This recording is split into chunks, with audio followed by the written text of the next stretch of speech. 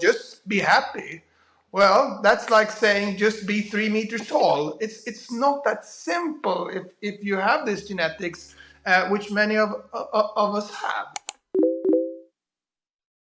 여러분 안녕하십니까, 돌콩입니다. 사람이라면 누구나, 물론 저 포함 우울하거나 외롭거나 또 불안할 때가 있는 것 같습니다. 그런데 나 우울해, 나 불안해, 나 외로워 이렇게 이야기를 하면 괜히 다른 사람들이 나를 필요 이상으로 예민한 사람 취급을 할 것 같고, 혹은 감정적으로, 정서적으로 나약한 사람으로 보여질 것 같아서 그런 감정이 들 때에도 다른 사람에게 털어놓고 나누기보다는 그걸 혼자 끙끙 앓으면서 혼자 처리하려고 노력하게 되는 때가 있는 것 같아요. 그러다 보면 점점 그 감정의 늪으로 깊이 빠지면서 그 감정이 점점 더 다루기 힘들어지는 경우가 있는 것 같은데, 그래서 채널에서 한번 그 우울감, 불안함에 대한 전문가분을 모시고 그에 대한 이야기를 나누고 싶었습니다. 그런데 여러분 이미 베스트셀러로 많이 알고 계시는 인스타 브레인의 저자이신 안데르슨 한센 박사님께서 불안, 우울에 관한 책을 이번에 내셨다고 해서 저도 재미있게 읽고 또 실질적으로 도움도 많이 받았습니다. 그리고 선생님을 이번에 채널에 모실 수 있게 됐는데요. 선생님과 우울감에 대한 이야기를 나누면서 저도 많이 배웠는데, 특히 기억나는 게 있다면 첫 번째로는 우울함을 느끼는 것, 불안함을 느끼는 게 당신의 뇌가 약하다는 증거가 아니다. 그 이유는 인터뷰에서 확인을 해주시면 좋을 것 같고요. 그리고 두 번째, 뇌관에서 공부를 하는 게 굉장히 흥미롭기도 하겠지만 한편으로는 스스로를 더 친절하고 상냥하게 대하는데 굉장히 도움을 줄 것이다 라는 말씀이 너무나 인상 깊었습니다. 여러분들 오늘의 인터뷰 재미있게 봐주시고요. 살면서 우울감이나 불안감이 찾아올 때, 그리고 그 감정들이 내가 원하는 것보다 조금 더 무거워서 너무나 버겁게 느껴질 때, 선생님께서 오늘 나눠주신 말씀들, 책에서 해주신 이야기들을 한 번쯤 상기시켜 보시면 마음을 건강하게 가꾸어가고 또 중심을 회복하고 그 자리에서 다시 일어서는데 아주 큰 도움이 되시지 않을까 생각합니다.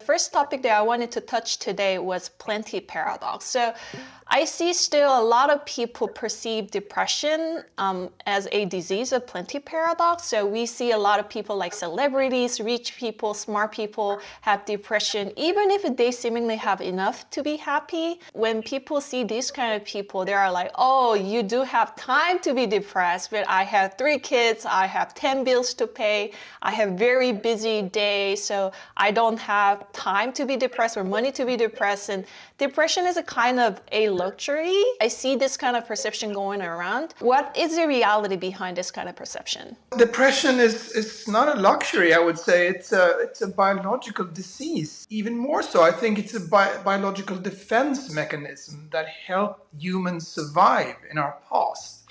Depression has nothing to do with character or pulling yourself up. It's something completely different.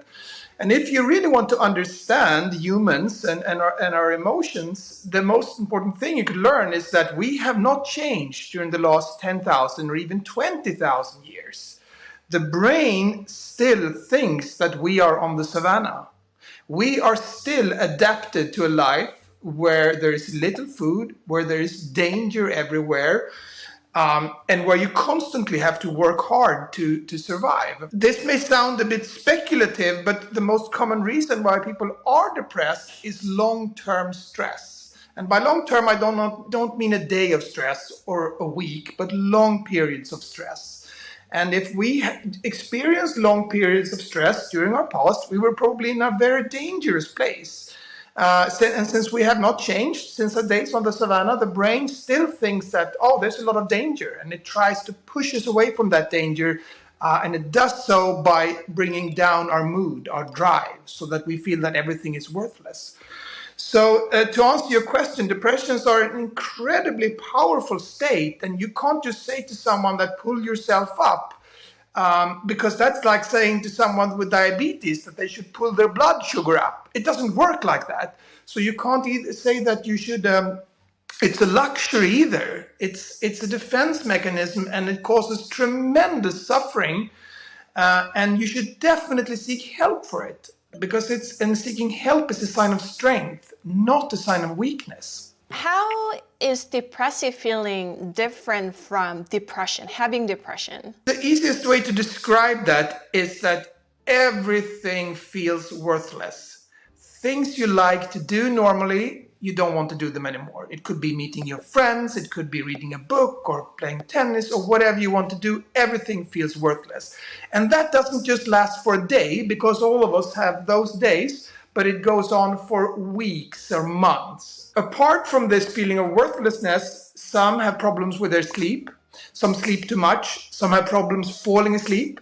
Some are very anxious. So there's a bit of difference for those symptoms, but what they all have in common is that everything feels worthless. Can you tell us a little bit more about who is more susceptible to depression? I am curious what roles and how much roles do gene, environment, and willpower play in depression's development? 40% of your tendency to become, or your vulnerability to depressions, comes from your genes. And it's the same from anxiety.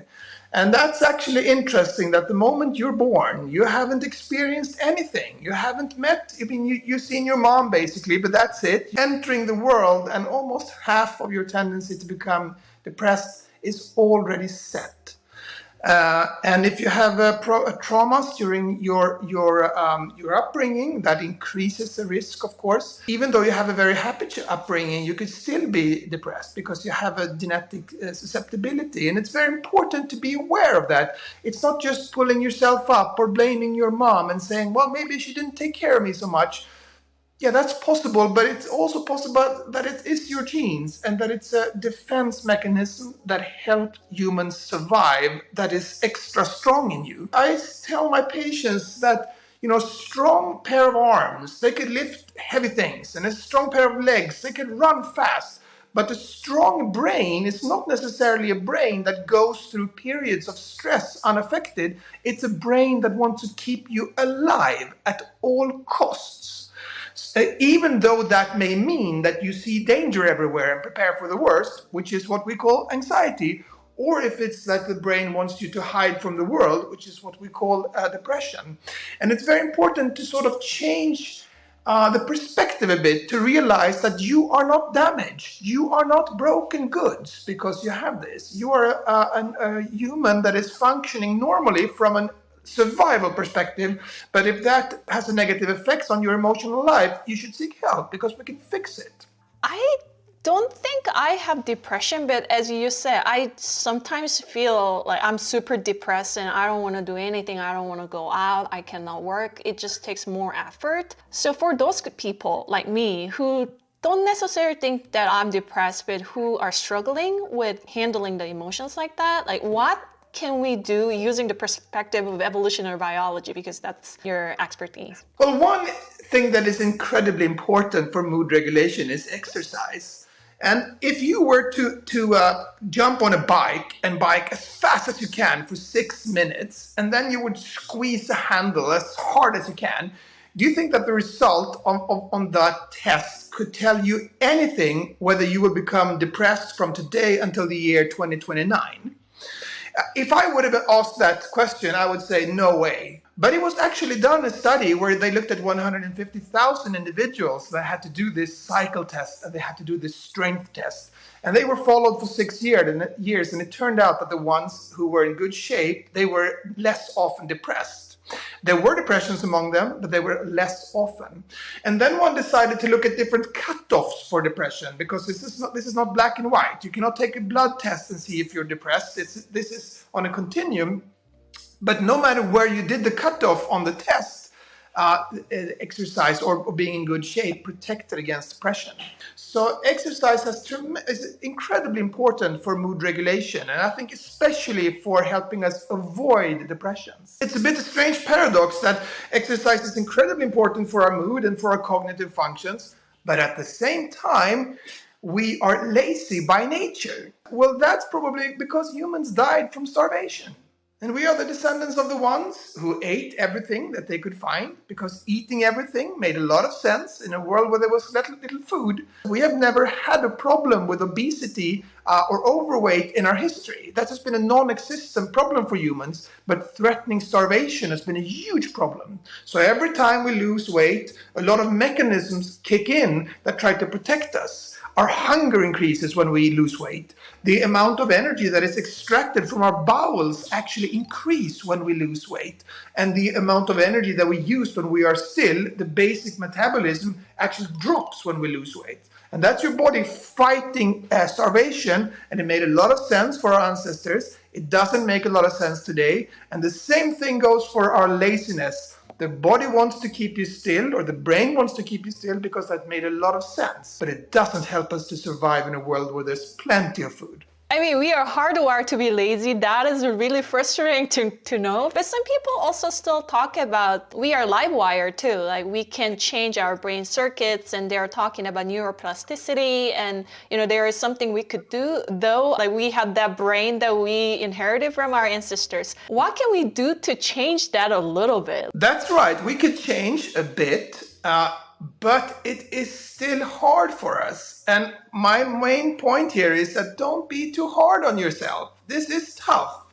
If we could tell our ancestors that we go for a run and then we come back to the same place and then we lift heavy things into the air and put them down again without achieving anything, going to a gym, then they would say, you are crazy. Doing something like that must be as stupid as throwing food into the ocean. And of course, we could try to change. We could make it a habit.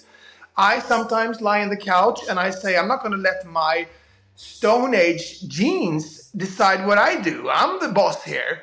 I generally think we shouldn't be too hard on ourselves. People talk about journaling or intentionally doing the positive thinking. Does that really work? I think they can make a difference. But it's really not that simple most of the time. Mother Nature builds much stronger mechanisms than the ones that could be just tricked around by positive thinking. So these are very, very powerful biological states. And sometimes, of course, you need medicine, antidepressant medication, which helps save human lives. Perhaps it's too much focus on medication. Perhaps we don't focus enough on prevention. That's my belief, at least. But medication is clearly good for some, and therapy is incredibly important, especially cognitive behavioral therapy. That's been shown to protect us against depression and treat depression also. How much do you think willpower plays a role in terms of coping the depressive feeling or depression? It could make a difference, of course, but if you have a severely depressed patient, I see this every day at the clinic, there's nothing that they want more than being back. They just want the fog to lift. It's not about them not having willpower. It's about them having a biological disease, which probably is a defense mechanism that is going wrong, as I said before. I really don't think you should mix in things as well, willpower into this. I think this is an important point because I see that this is stigma going on around too. I was thinking about this sick role theory by Tarka Parsons, and sick people have responsibilities and right at the same time. They can be exempted from normal responsibilities like house chores or work or school while they're recovering, but also you do have a responsibility too. You should make efforts to recover, and if you approach this depression as a willpower problem, people tend to think that, oh, you are not making effort, you are not doing the responsibility part, but you are just taking the right part there. That just imposes incredible amount of pressure on these people who are already struggling a lot with dealing with this disease. So I think this point is super important, that this is not necessarily the willpower problem. It is really hard. They really want to get better, but sometimes it just doesn't go as well as other people from the outside think. So we need to get away from this view that it's got something to do with character. It doesn't. These things are much more powerful. The brain is a biological organ. If positive thinking is presented as the only solution and you don't succeed, well, then you feel worthless, as I said. And there's almost a sinister optimism. It feels some kind of elitist to say that. And it's very easy for someone who has no biological or genetic susceptibility to depression to say, well, just be happy. Well, that's like saying just be 3 meters tall. It's not that simple if you have this genetics, which many of us have. Going to see therapists or going to see psychiatrists, it is something like abnormal for some people, and it is like some bad sign. They're scared that other people will know about this about me, so they're hesitating to go see help there. Is there any like comments that you want to share with those people? Yeah, that's a great question. I really want to tell them to don't think that depression means that you have a weak brain or anxious means that you are a weak person. It means that you have strong biological defense mechanism. Anxiety is connected to sort of sensitivity and an emotional depth, which is very good. There's no coincidence that many authors have problems. We should realize that humans never evolved to be happy.